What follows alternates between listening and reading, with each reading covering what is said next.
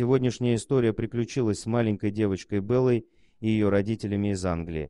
Папа Ли и мама Франческо были счастливой семьей, которые безумно любили друг друга. У них уже был сын, и они были очень рады, когда узнали, что в их семье будет пополнение.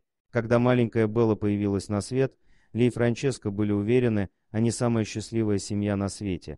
Франческа считала себя женщиной, которая невероятно сильно везет в жизни. У нее заботливый супруг, любящий ее и их детей. 4-летний сын Бобби через пару лет отправится в школу. Уже сейчас он проявляет себя как умный и хорошо развитый мальчик, а маленькая Белла наверняка вырастет и станет настоящей красоткой. Но, как это часто бывает в жизни, белая полоса порой прерывается, уступая дорогу черной полосе. В тот момент, когда Белле исполнилось 14 месяцев, с ней начали происходить странности. Она плохо себя чувствовала, сильно и страшно кашляла, у нее начали выпадать волосы. По утрам мать собирала целые клочья волос маленькой девочки около детской кроватки. Врачи заподозрили астму, и девочке прописали ингалятор. Со временем вроде бы все устаканилось. Летом семья поехала отдыхать в Испанию. Солнце, море, песок. На отдыхе все проходило хорошо, но до поры до времени. У Беллы случился приступ, ей стало очень плохо.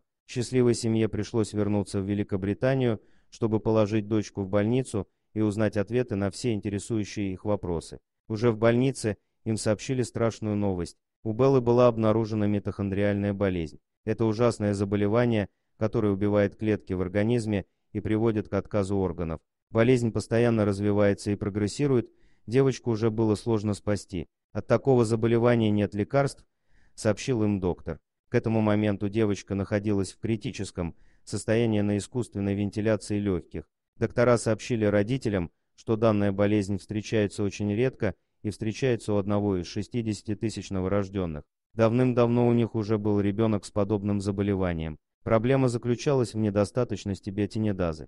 Поэтому они решили давать маленькой Белле биотин, или, проще говоря, витамин N. Врачи долгое время сражались за жизнь Беллы. В какой-то момент девочка уже была на грани жизни и смерти. Спасти ее было невозможно. Врачи решили, что пришло время отключить девочку от искусственной вентиляции легких.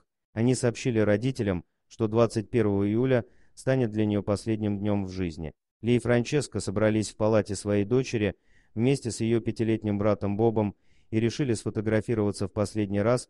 На этом фото Франческо с мужем поцеловали дочку на прощание. Они остались в палате и не могли проститься со своей малышкой. Это было невероятно тяжело. Но спустя 30 минут произошло невероятное, и из палаты раздался детский крик. Как рассказала сама Франческо в интервью о этом моменте, я целовала ее в лоб, чувствовала, как ее рука медленно начинает падать вниз, но вдруг она резко сжала мой палец и начала двигаться самостоятельно. Врачи, услышав сигнал и крик родителей, быстро забежали в палату. Белла двигалась, ерзала и кричала. Врачи сразу все поняли. Они сказали родителям лучшую фразу, которую они могли бы услышать на тот момент. Кислород он в норме.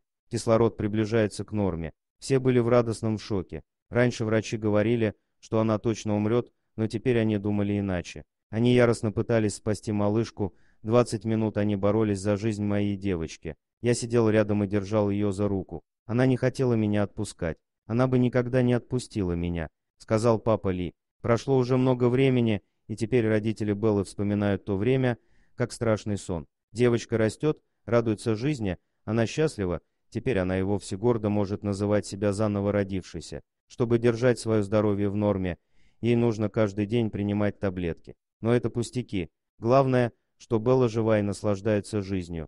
Их семья рада, что судьба подарила им второй шанс. Однозначно, наконец-таки теперь уже черная полоса уступила дорогу белой. Когда моя дочь называет меня мамой, мое сердце поет и танцует, говорит мама Беллы Франческо. Белла настоящий боец, истинный воин. Эта девочка реальный пример того, что никогда не нужно сдаваться, нужно верить и бороться. Спасибо за просмотр, подписывайтесь на канал, где вы найдете еще много интересного, а также ставьте лайки и пишите комментарии, что думаете по поводу этой истории.